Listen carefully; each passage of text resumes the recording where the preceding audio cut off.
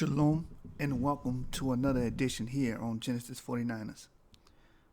Today's topic is a goodie, but first, before we get into it, we gotta say a slogan. Genesis 49ers, where we don't follow vague interpretations, we follow thorough breakdowns. And that has to be stated and duly noted, like my brother from Maccabees TV says, my brother Kashub, the historian.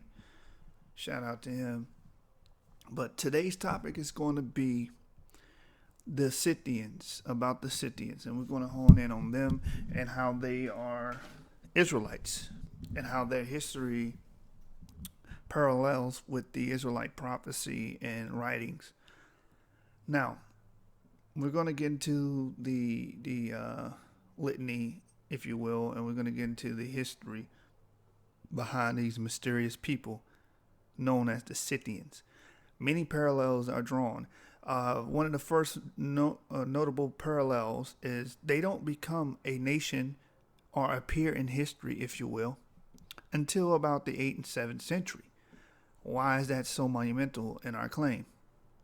The reason why it's so monumental in our claim is because that's around the time that some of the Israelites, notice I say some of the Israelites get expelled from Samaria. Now, I put it in that way, in that fashion, and I form my words like that so I don't back myself into a verbal corner, because I know the scriptures is written in a way that, not the original scriptures, because we have to have a difference of reading. We have to have a multitudes of reading. On Facebook today, we was talking about the Curtonian Syriac. You know, we have to read these different translations to get a broader picture of what our forefathers was trying to convey in these ancient writings. So, if you read the original, it doesn't imply that all of Israel was taken out of the northern kingdom, because even if you read King James Version, okay, if you go to the Josiah ruled around 630 BC, somewhere around the area, 650, 630, circa around that area, and he was interacting with northern kingdom members such as Manasseh and Ephraim, cities of Simeon, and so on and so forth, collecting money and annexing and evangelizing them, bringing them back to the Most High. So, with that being stated, how is that possible if all of the northern kingdom left? Now, anyway, that was kind of getting off topic, but I had to explain my position on the matter. But on the topic is that the Scythians are Israelites, right? You examine the Scythians, one of the main parallels is they become a nation and they come into history around the same time that the northern kingdom was being persecuted and taken out of the land and so on and so forth. And you see them appear. So we're going to read the history, because some people think that the northern kingdom stayed in captivity forever, as if the Assyrians existed and maintained power forever. But we're going to get into the history. We're going to show and prove with scholarship what the historical data has to say about this matter. So let's get into it. The first source I'm going to use is Our Race, Its Origin and Destiny by Charles A.L. Totten, M.A. Okay? And we're going to start, I believe this is page 100? We're going to start on page 100. Now, as a disclaimer before we start, you see me using a lot of sources. I dive into a lot of books, but that doesn't necessarily mean that I agree with every point that the author is trying to convey or that he has brought up. You have to keep that in mind, because this author, I don't agree with every point, but the historical references that he make is valid. So that's what we're going to dig into this book and bring out. Now, all right, a lot of people have tried to come up with the etymology of the word Saxon, and they fail because they don't go into antiquity. Same thing with African. People try to come with the etymology of the word African, a lot of words, but Africa being the main one. Let's say Leo Scipio Africanus. I used to teach that on the street. Is where you get the word Africa from. No, you get the word Africa from the Afar people. There was a Roman council done on it, and they named that land after the Afar people, which they would call the Afri, and that's where you get the word Africa from. We have to study these things. This is why we have to broaden our scope. Stop being Deuteronomy 28 Israelites. All you know is Deuteronomy 28. You don't expand any further than that. You know, we have to broaden our scope. But here, nonetheless, page 100 of the book of our race, it says, they are called Saxons and Scythians centuries before the first European German was ever heard of. Herodotus says the Persians call all the Scythians Sakai, and we're gonna get the scripture why they call them Sakai, which comes from the word Sak, Isaac, or Isak, or in the book of the autobiography of Aluda Equiano, he talks about that his hometown was Isaka, right after Isaac, because the northern kingdom and other Israelites as well would go by the name the house of Isaac. And we're going to get that scripture in the book of Amos. Matter of fact, let's go ahead and get it before we get too far in the reading. I believe it's Amos 8:11, but why shoot in the dark when you got the internet? The house of Isaac.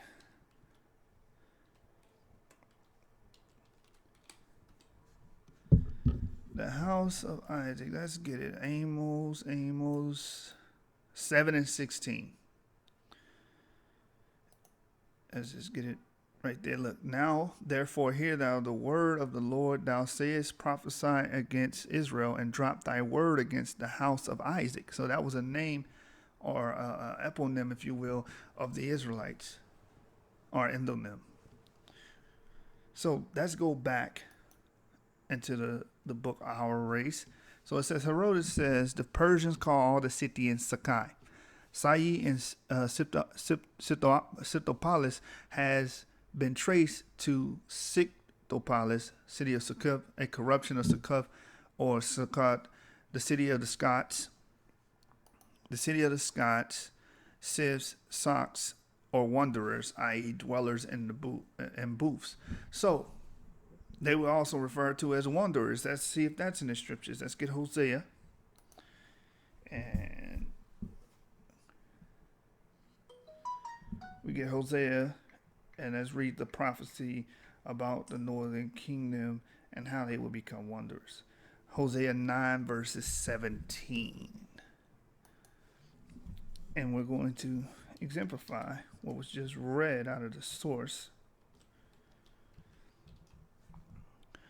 Okay, Hosea 9 verse 17. My God will cast them away. Who is this talking about? Hosea was a prophet to who? The northern kingdom. So it says, my God will cast them away because they did not hearken unto him, and they shall be wanderers among the nations. So Israel will become wanderers of the nations, and that was a parallel, the word Sakai as well. Wanderers. So let's go back to the book. All right, still on page 100, it says, Scythians, Sai and Scythopolis, we read that. A corruption of Succoth, we read that. Socs of wanderers, i.e. dwellers in booths. With regard, and dwellers in booths, that that's Israelite. Well, that's anybody that's nomadic will have to be dwellers in booths. But you also know that'll be a part of Israelite tradition as well. With regard to the etymology of the word Saxon, Yetman finally says its history is as follows. The Persians used the term Sakai and Scythian as convertible, whether from a corrupt rendering of one from the other, or because the Sakai, a great tribe of the Scythians bordering upon them, were so called by a tribal name. A great question which Persian scholars must determine. Of the fact of the identity of the Sakai and the Scythians, there is not a shadow of doubt, and it is clear that these people call their country Sakasena. It is equally clear that the Saxons of England were the Scythians of the Celt-Scythians. Their geographical position in Europe is accurately described by Plutarch, Tacitus, Ptolemy, and other authors. So he's diving into the works of these historical authors. Finally, in this argument, as the Celts are the Celts, are the Cumbri of all historians of our day, in their origin Sakasena, or as they are the Beth Kimri, the house of Kimri, whom Shalmaneser put in Media, and as these were the lost tribes whom the biblical historians sent out of Samaria for Baal Cumerium worship. I've read a lot about this Beth Kimri and how the Assyrians talked about them as being their captives, and also reading that that's exactly how you pronounce Omri in the Assyrian tongue. It's Kumri or Kimri. So the house of Kimri is talking about Omri, the king of Israel. He was referring to King Omri. He in the Assyrian tongue, you would say Kumri. It's same thing. They wouldn't say Israel in that time. They would have to go through a metathesis and pronounce it in their language, and that's how they pronounce Omri. They named them. They called them Kumri. So the house of Kumri, which also goes back to the northern kingdom. It says, historians sent out Samaria for Baal Cumerium worship. It follows that these Scythians as Saxons are none other than a people no longer called in Israel's name, but by the elder name of Isaac as the Lord ordained. In most of the Eastern languages, sons of it is written, Sunia. It is equivalent to the Scottish Mac and the English and Irish Fitz. MacDonald, son of Donald, Fitzhenry, sons of Henry. So in the distant home of our ancestors, Saxonia meant sons of Sak or sons of Isaac. Istanbul is formed as Istanbul by dropping the prefix I, and so the Saxon is direct descendants of our father Isaac. Dr. W. Holt Yates accepts this derivation of the Saxon name as positive, and the Reverend W.H. Poole, D.D., says in his connection with it as follows. It is a little curious to glean from the ancient nations and from the stone monuments of the early times the various forms in which this word is to be found. I will here insert a few from a list of my own gleaned from ancient history. Thus, sons of Isaac, sons of Sak, sons of Sakasuni, Saksuna, Saksena, Sakpina, Isatska, Sakai, Amiriki, Beth Sakai, Sunia, Sakai, Sakai Suni, Sakai Suna, Sakai Sune, Sakai Sena, Sakai Suna, and many more. We're just going to skip it. It's a lot. And then it goes back to Saxon. From the Asiatic researchers, Dr. Moore quotes in his work, The Saxons of the East and of the West, we are interested to learn that the White Island in the West, England, was an India-dominated Sakana, from the Sakais or Saks who conquered that island and settled there at a very early period, from the fact being mentioned in the Puranas named Varada and Matsya. Upon the northern slope of the mountains of Israel, overlooking Damascus, lays the ancient cities of Bashan, and the Ptolemy gives the name Sakai to a very old town of the giants. So what is he doing? He's showing you within the land of Israel, you find these names and these eponyms. Okay? The eponym is placed by a famous people or clan or person in time. Reverend S. Porter in his giant cities of Bashan found this place named Shuka. This traces to the word Sakai directly back to the very home where Israel, now Saxons, lived before captivity. And an examination of an ancient map of Palestine will show at a point south of the Sea of Galilee a city named Scythopolis. This is yet another, but most significant name for Bashan, where these Sakai dwelt. And a quick sidebar, we talk about, I watched on Black News 102, I believe it is, this guy named Shaka, right? He was talking about this very same place, but he gave the worldly, the Bayet Shane, or however you say it, Shayan. And he said there's Egyptian monuments there. There's Egyptian artifacts there. So that proves that Egyptians ruled there. No, that could just mean that a people with an Egyptian influence was there.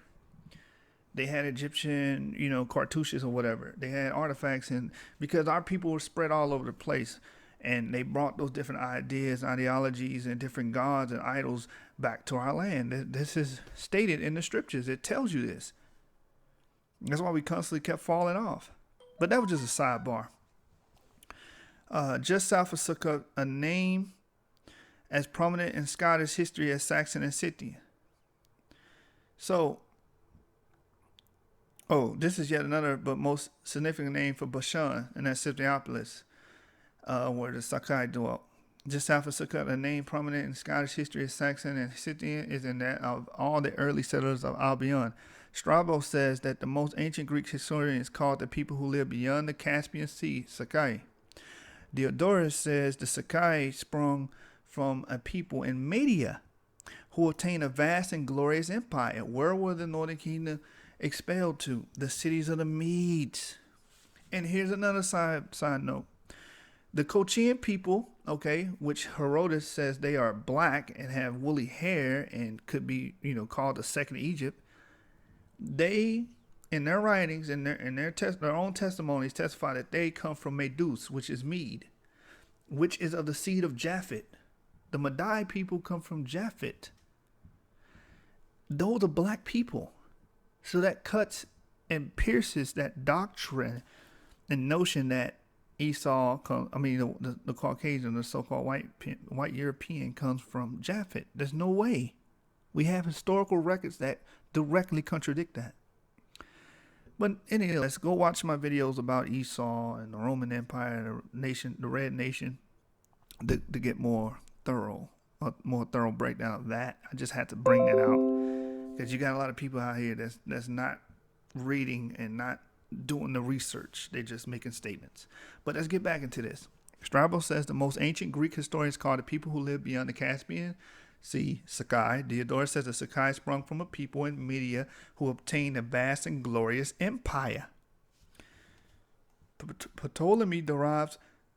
I gotta bring this up too. You had another faction. I'm not gonna even bring their name up on Genesis 49ers again, but they basically made a video claiming that Israel couldn't be the Moors because we wouldn't have no position of power. I'm like, are you serious? But they say things like the people of Ghana are Israelites. Steve said, do you know they had positions of power, right? Ghana was a powerful kingdom. Okay, the British took the British 100 years to conquer Ghana. But anyway, the crazy stuff how people say. They're very ignorant. But anyway, Ptolemy derives the Saxons from the Sakai, a Scythian race who came from Media. Pliny says the Sakai were among the most distinguished people of Scythia, who settled in Armenia and were called Sakasani. Albinus says the Saxons were descended from the ancient Sakai of Asia. Aeschylus remarks that the Sakai were noted for good laws and were preeminently a righteous people. Prideaux finds the Cimbrians driven out by the Assyria, who came from between the Euxine and Black Seas, and says that from them came the Angli, who with the Saxons conquered England. Upon the marbles of Nineveh, we read that a people called Isakshai, and this goes back to the house of Isaac we read earlier, rebelled against Assyria about 670 BC. 50 years after the captivity of Israel upon the famous Behistun rock, Darius placed the history of Iskunka, the chief of the Sakai who rebelled against him. Sharon Turner says the Saxons were a Scythian nation and were called Sakai, Saki, and Saksin.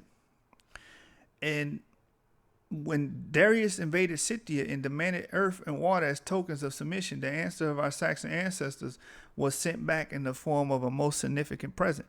They sent him a bird, a mouse, a frog, and a bundle of arrows. It meant fly into the air like a bird, hide in the earth like a mouse, or dive in the water like frogs, lest our arrows, emblems of fire, prove your doom. Worn out and struck with this eloquent message, the army of Darius retreated. This message had an Israelitish, a British, and Kabbalistic flavor, and as an early expression of the Monroe Doctrine, was doubtless suggested by some of the descendants of ever warlike Ephraim and Manasseh. Now, the Monroe Doctrine, that's his opinion. Like I said, I don't agree with everything he says, but we're taking the historical aspect, the stuff he said about Pliny, the Herodotus, and all that, the Behistun rock. On point. Finally, upon the head of Iskuna the Saxon, as portrayed upon the Behistun rock 500 years before Christ, is an exact representation of a Greek cross upon the observed of the penny of Alfred the Great thousand years old, occurs its perfect counterpart in Palgrave and his history of the Anglo-Saxons give a drawing of a runic ring at least 200 years after Christ bearing a similar device. Okay, so let's see. That all we needed on this. Saxon. Yeah, that's pretty much. So we read from 100 to what, 103. So we read 3 pages in this, and I just wanted to bring that out about the origins of the names Sakasuni, the Saxons, and the Scythian people, so you can see the relevance that they have with the people of the book of the Israelites. Because these are the Northern Kingdom Israelites. They sprung out of the meat because we were sent to those different lands, and we rebelled. As we read, we rebelled. We didn't stay captives forever. Some people believe that. I don't know how in the hell do you believe that? Assyria fell, and that's what the next book we're going to go into. Not this. The Minor Prophets. You see on your screen, the Minor Prophets, with a commentary, explanatory, and practical, and introduction to the several books by Reverend E.B. Poussey, D.D. The rigorous professor of Hebrew and canon of Christ Church. Let's see what he says. Let's go into his book, The Minor Prophets, and he does a history. He gives you a breakdown of the Scythians. What page are we on? Some of these books don't have 439. Okay, cool. We're going to start reading at this bottom section right here. Herodotus relates that the Scythians, after they had disturbed the Syakshachares at the siege of Nineveh, turned towards Egypt, and when they had already arrived in Palestine, were persuaded by the Samnitukus to return, in their return plundered a temple in Ascalon. So these Scythians, they took over Assyria. Assyria fell, okay, around 612 BC, and the Scythians are 625 BC to 612 BC, right? So these Scythians are Israelites, and it was prophesied that we would take over them, okay? And the scripture I'm going to get is Genesis 22 and 17. Then I'm going to get Isaiah. Genesis 22 and 17, it says, "Then in the blessing I will bless thee, and multiplying I will multiply thy seed as the stars of the heaven." That's what happened. Also, Ephraim will become a company of nations. You know, the Scythians, Yoruba, all these different peoples, man. The peoples of America. Okay? The early America of antiquity. That all comes from Ephraim stock. But let's read. It says, "That in blessing I will bless thee, and multiplying I will multiply thy seed as the stars of the heaven, and as the sand which is upon the seashore. And thy seed shall possess the gate of his enemies." And that's what happened. As the Scythians, we rebelled, and we took down the Assyrians, and we took the Assyrians' lands and made them vassals under us. Okay? And we're going to read another scripture. Let's get Isaiah 11. A lot of us, we have been taught to read Isaiah 11 like it's a future prophecy. I'm going to let you know something in this video. Isaiah 11, the latter part had already happened. And I'm going to show you. Isaiah 11 and verse 11. Right? This part already happened. It says, "And it shall come to pass in that day that the Lord shall set his hand again, the second time, to recover the remnant of his people, which shall be left from Assyria, and from Egypt, and from Pathros, and from Cush, and from Elam, and from Shinar, and from Hamath, and the islands of the sea. And he shall set up an ensign for the nations, and shall assemble the outcasts of Israel, and gather together the dispersed of Judah from the corners of the earth. The envy also of Ephraim shall depart, and the adversaries of Judah shall be cut off. Ephraim shall not envy Judah, and Judah shall not vex Ephraim. But they shall fly upon the shoulders of the Philistines toward the west." And I covered this in one of my prior videos about discovering America, because we know America is west of the Middle East. Now, and the Philistines are known for what? Their ship making. Anyway, "they shall spoil them of the east together. They shall lay their hand upon Edom and Moab, and the children of Ammon shall obey them. Now, when did this happen? Because I know a lot of times people read this as a future prophecy, but this happened in past times already. As the Scythians, we took down the Assyrians, and we took down all of the Asian nations. We ruled Asia. That includes Moab, that includes Ammon, and includes Edom, because they were all Asian nations like we were. They were in the Ebonite region. Okay? So it says, and the Lord shall utterly destroy the tongue of the Egyptian sea, and with his mighty wind shall he shake his hand over the river, and shall smite it in 7 streams, and make man go over dry shod, and there shall be a highway for the remnant of his people, which shall be left from Assyria. So this tells you what period of time. This is talking about the Assyrian captivity. From Assyria, like as it was to Israel in the day he came up out of the land of Egypt. And how did this happen? Through military campaign. The Most High gave his people power as the Scythians to come and conquer these different lands, the gates of his enemies, and annex his people. That's how we were able to go back into the land of Israel, Scythiopolis, okay, and these different places in the northern kingdom, the Decapolis, okay, Gadara in the New Testament, the land of Gad. Okay, Christ visited, and he had the man that was crazy, and I believe he was walking around cutting himself with stones. So the northern kingdom exists, and they conquered and they took down places. Okay, let's go to Micah 5:5 real quick. Micah 5 and verse 5. For the people that think that Assyria will just rule forever. Micah 5 verse 5. And this man shall be the peace when the Assyrians shall come into our land, and we shall tread in our palace. Then shall we raise against him 7 shepherds and 8 principal men. So leaders will rise up. And they shall waste the land of Assyria with the sword, and the land of Nimrod and the entrance thereof. Thus shall he deliver us from the Assyrian when we come into our land, and when he treadeth within our borders. That's exactly what happened. We rebelled, we fought against them, and we rebelled against them 625. They fell in 612 BC. And we're going to read later that we became an empire, okay, and ruled those lands for 28 years. Okay, even the Medes. Now, let's go back to the book, the Minor Prophets, and continue reading. So it said it is true that Herodotus says that a large Scythian army did under the king of Madias burst into Asia in pursuit of the Cimmerians and entered Media, keeping Mount the Caucasus on the right, and that the Medes opposed and fought them, and being defeated lost their rule. So the Medes lost their rule to us. It is true. Also, Herodotus relates that they went thence towards Egypt, and when they were in Palestine, Syria, Pasamicus, king of Egypt, meeting them, turned them by gifts and entreaties from going further. So that the king had to give us gifts, okay, to appease us. That when in their return, they were in Ascalon, a city of Syria, whereas most of the Scythians passed by without harming aught. Some few of them, being left behind, plundered the temple of Venus Urania. And this place also is true. It is true. Herodotus uses a vague expression that for 28 years, the Scythians ruled over Asia, and that all things were turned upside down by their violence and contempt.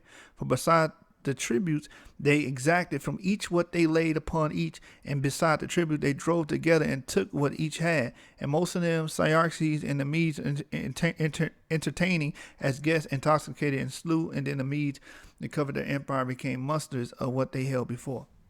And that's how they finally, stopped our reign of terror, if you will. Okay, let's read on. But apart from the inconsistency of the period here as assigned to their power with other history, it appears from the account itself that all Asia, Herodotus means all Upper Asia, and as he expresses himself from accurately when relating the expedition of Darius against them, Darius wished to take revenge on the Scythians because they first making an inroad into Media and defeating in battle those who went against them began the wrong. For the Scythians, as I have said before, ruled Upper Asia for 28 years for pursuing the Cimmerians. They had an inroad into Asia, putting down the Medes from their rule, and that inroad goes back to that highway. The Asia then which Herodotus supposes the Scythians to have ruled is coextensive with the Asia which is supposed that the Medes to have ruled previously. But this is all in the north, for having said that Herodotus subdued Asia among from one nation to another. He adds that having brought Persia under his yoke, he led an army against those Assyrians who had Nineveh, and there lost most of his army in his own life. Apart then from the fabulousness of this supposed empire established by the Pharaohs, Xerxes having been the real founder of the Median Empire, it is plain that, according to Herodotus himself, the Asia in which the Scythians plundered and received tribute were the lands of North Assyria. The expedition against Egypt stands as an insulated predatory excursion, the object of which had been more plundered. They were brought off of the Summacus. In return, he tells us, doing no mischief in their way, except a few lingerers plundered at the temple at Ascalon. It was Media that had first came, the Medes whom they had defeated in the Median Empire, to which they succeeded. Xerxes and the Medes who treacherously destroyed most of them. The Medes whose empire was restored by destruction of some and returned the rest of their own land. With the agrees a more detailed account of the Scythians by Strabo, who impeaches the accuracy of the accounts of Herodotus, having spoken of the migration of leaders and by name the mighty the Scythian, under whom Herodotus stated the eruption had taken place. He says, the Sakai made like an inroad as the Cimmerians and the Charians, some longer, some nigh at hand, for they took possession of Bactriana and acquired the best of Armenia. So it just goes into detail on how they took tribute and took over these different lands. And this will be the point where our people would, gather the funds, the money from all this tributing and warring to do what? Discover America, man. Make all these sea voyages, right? That's why the Most High says in Isaiah to those at the end of the earth to give praises from the isles of the sea. He was referring to the northern kingdom that was traveling, that was traversing as mariners, right? So that's the history of the Scythians in a nutshell. Quick, brief history of them and who they are. They are the Israelites that the Bible speaks of. Those are my forefathers. If you have the quote-unquote Negroid, Native Indian stock, West African stock, then these are your forefathers. We are the Israelites that the Bible speaks of, and I just wanted to bring this history out. I also want to get another scripture, and I believe it's Hosea 10, I believe. Hosea 10. And I want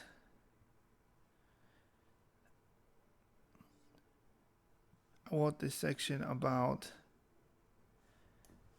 them returning, because again, people think, oh, they just disappeared and went into obscurity and no one knows about them. But we have history. We can read now, man. We can bring the research.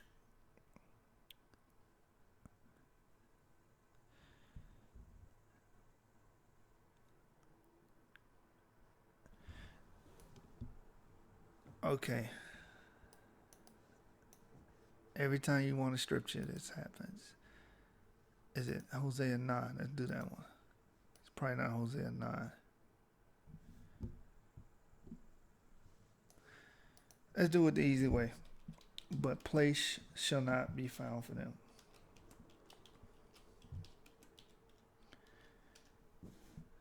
But place shall not be found for them in Hosea. And see what the Most High says Israel did. Let's see.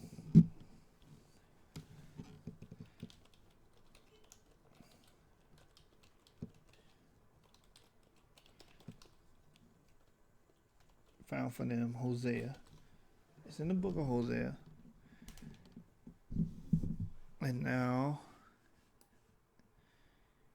it's not going to show up because I need it in my video, and that's why I'm not going to be able to find it. I'm going to get it, though. Oh, Zechariah 10:10, my bad. Zechariah 10:10. Wrong book. The book of Zechariah.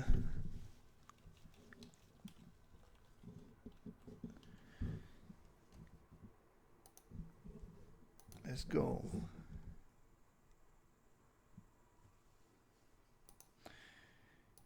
Well, yeah, once you read the book of Zechariah and you see the prophecy about Ephraim, you're not going to say, oh, they just disappeared and went to obscurity. No one knows who they are.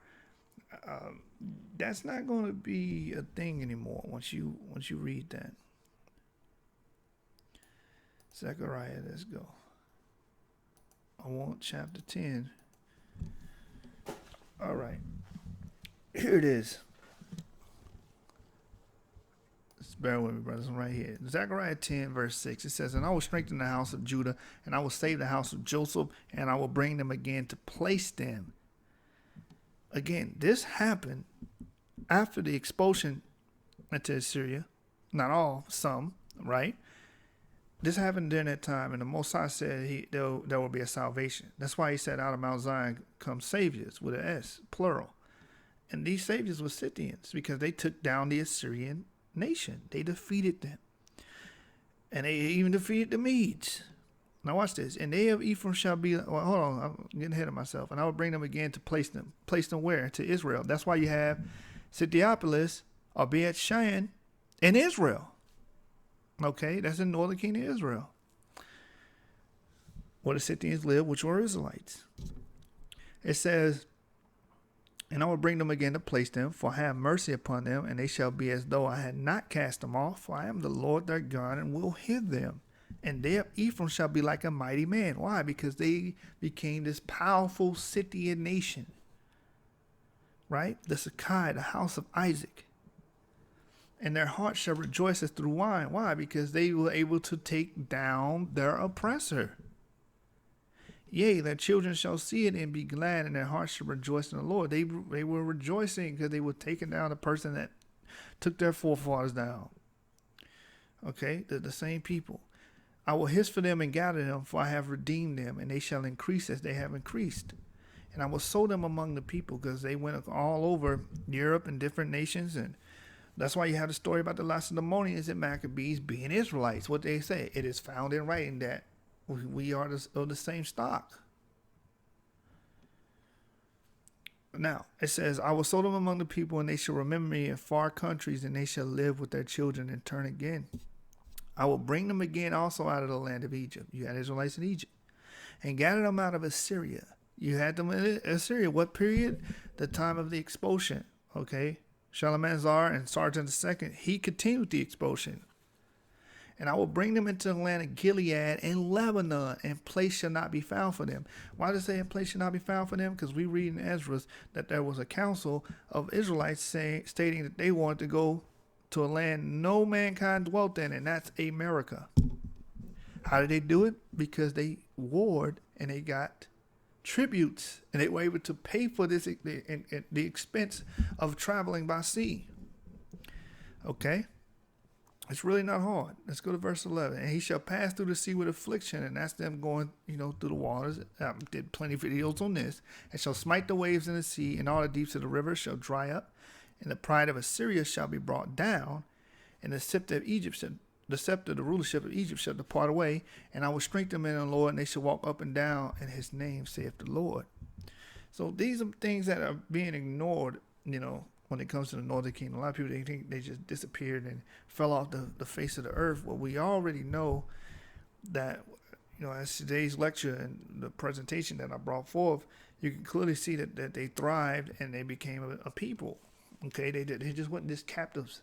And also, I want to bring up Genesis 22 and 17 again, about possessing the gates of our enemies. And this just goes to another point, for another video, another day, nonetheless, but I'm going to bring it out. It said, Genesis 22 and 17, "That in blessings I will bless thee, and multiplying I will multiply thee, thy seed as the stars of heaven, and as the sand which is upon the seashore, and thy seed shall possess the gates of his enemies." We were under the Assyrians. We defeated them and we possessed their gates, Assyria, right? Which is known as Syria today. The reason why you get the word Syria is because the Greeks couldn't pronounce Assyria or Assyria because of the SH. The Greek language, it doesn't transmute that well. So they just say Syria. All right, we possessed that land. We took that over. We took that from them. We read that in the history. The Babylonians as well. We took that from them. We took Iraq from them. However you want to say it. Right? We under the Greeks, under the Romans. When the Romans came in, they ruled for some time, and then what happened?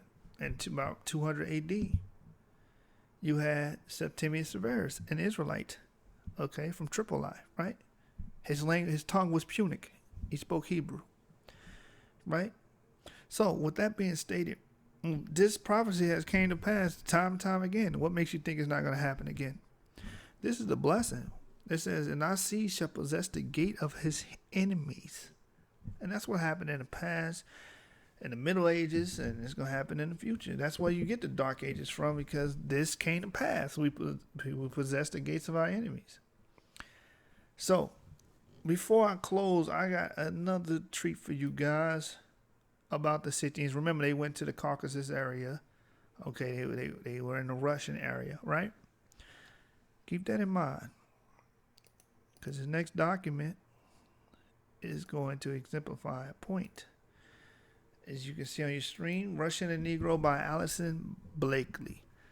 Abkhazian Negroes' lineage may extend back to ancient times in the Black Sea region. And this is where these Scythians were ruling, right? Okay. Now, the Abkhazian Negroes are the Negroes that were discovered, quote unquote, in the early 1900s of living on the mountains of the Caucasus Range, okay, along the Black Sea region. This is page 10 of Alison Blakely's Russian and Negro. Now, page 11 brings up another work, Africans in Russia by Leah Golden Hunger.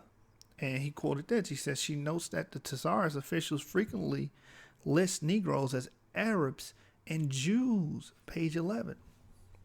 Why? Because they knew these Negroes were Hebrew. They knew they was of Hebraic stock.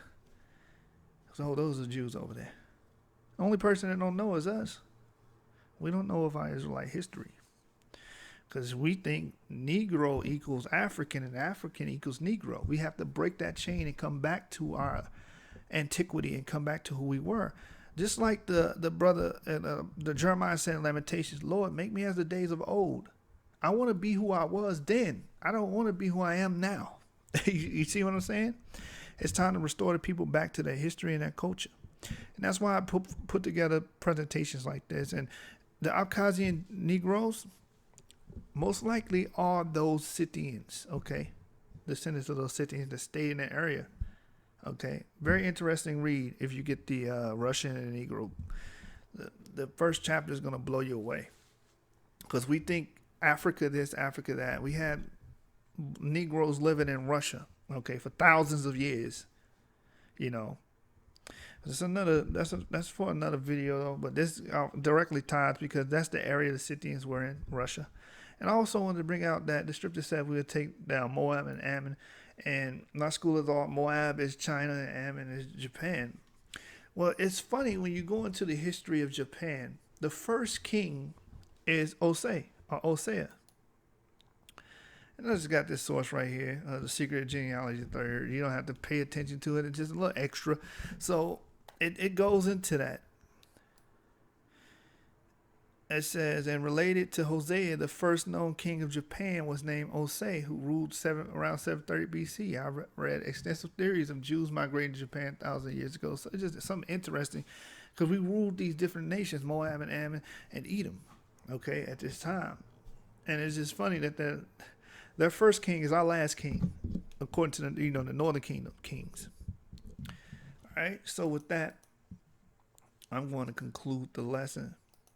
I pray that it was insightful. I pray, you know what? You didn't even see that. Let me just put this back up. You didn't even get to see that's what I was reading from. Secret Genealogy 3. It says, and related to Hosea, the first known king of Japan was named Osea, who ruled around 730 BC. I read extensive theories of Jews migrating to Japan thousands of years ago.